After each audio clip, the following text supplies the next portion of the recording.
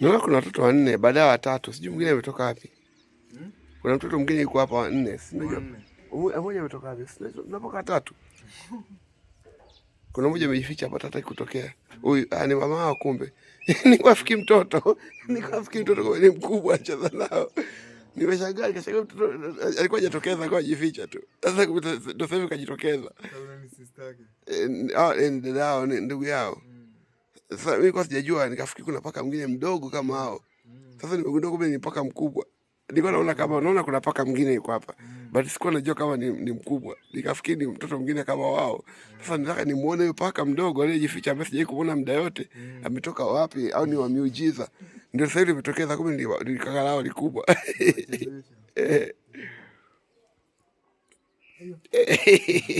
Anaruka judo.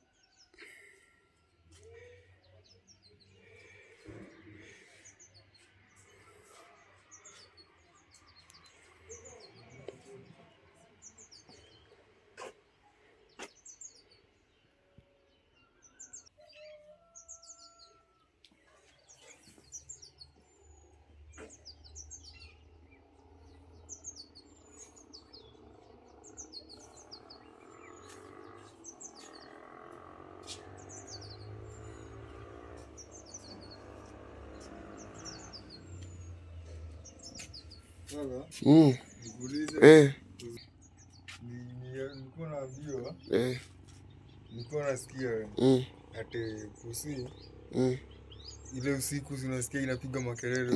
Ndio. Inakuwa inafukuza ati mapepo. Hapana, hiyo ni ushirikina.